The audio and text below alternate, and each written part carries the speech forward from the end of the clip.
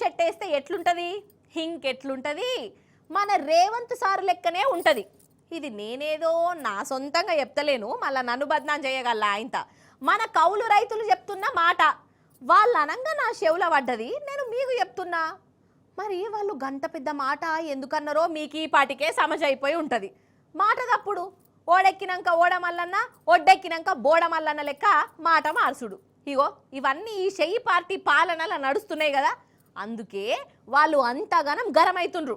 పాండ్రి మరి చెయ్యి పార్టీ ప్రభుత్వం ఈ తాప కౌలు రైతులకు ఇచ్చిన దోకా ఏసోంటిదో చూసొద్దాం కానీ రాండ్రి.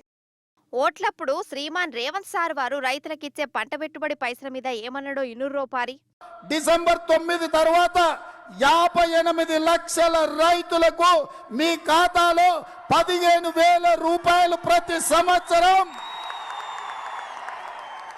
రైతు భరోసా పథకం ద్వారా మీ ఖాతాలలో వేసే బాధ్యత కాంగ్రెస్ పార్టీ తీసుకుంటది. కౌలు రైతుల కష్టాలు చూసి కరువు వచ్చినా, పంట కాలిపోయినా, పంట ఎండిపోయినా కౌలు రైతులు ఆత్మహత్యలు చేసుకుంటున్నారు. కాబట్టి కౌలు రైతులకు కూడా ఎకరాకు 15,000 రూపాయలు ఇచ్చే బాధ్యత కాంగ్రెస్ పార్టీ తీసుకున్నదని నేను చెప్పదలుచుకున్నా. అన్నాడు కదా, కాంగ్రెస్ గెలిస్తే కౌలు రైతులకు కూడా పైసలు ఇస్తానన్నాడు. కాంగ్రెస్ గెలిచింది, రేవంత్ సార్ ఒడ్డెక్కిండు, సీఎం కుర్చీలో కూర్చొని తాపకోసారి ఢిల్లీకి చక్కర్లు కూడా కొడుతుండు.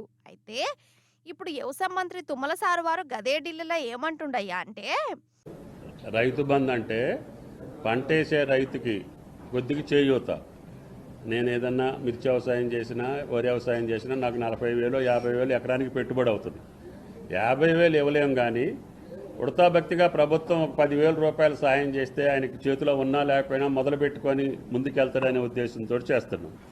ఇది వ్యవసాయానికి చేసినటువంటి రైతుకి చేతిలో పెట్టేటటువంటి చేయూత మాత్రమే.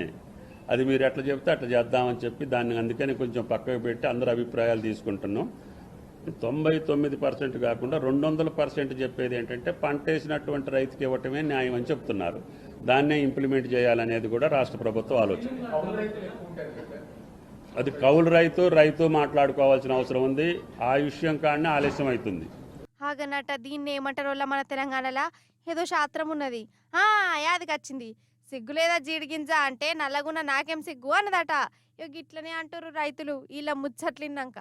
రైతులు అంటున్నది కూడా వాజిబే అనిపిస్తుంది. లేకుంటే ఏంది మరి, గింత మోసమా, గింతగనం దోఖానా, గీతీర్ల వెన్నుపోట్లు ఒడుచుడేంది?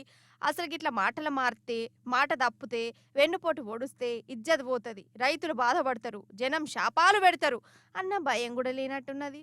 అనుకుంటే అనుకోని మళ్ళీ 4 గంటలకాయ ఓట్లు, అప్పుడు ఏదో ఒకటి మాయ చేద్దాంతి అనుకుంటుర్రా ఏంది సర్కారోళ్ళు? కాదొల్లా, రేవంత్ సారే కౌలు రైతులకు పెట్టుబడి పైసలు ఇస్తామని చాలా క్లియర్గా మైక్ల ముందు గట్టిగా చెప్పిండు. ఇక నిజంగానే ఇత్తడు కావచ్చని రైతులు ఎదురు చూసుకుంటున్నారు. ఇప్పుడేమో తడిగుడ్డతోని గొంతు కోసిన పని అయింది. అసలు కౌలు రైతులనే కాదు, అసలైన రైతుల కన్నా ఇచ్చిండా మరి రైతు భరోసా? ఈ భరోసా మీద మాట లేదు, ముచ్చట్లేదు. ఇక రుణాలు కూడా ఇప్పటిదాకా చాలా మందికి మాఫీ కాలేదు.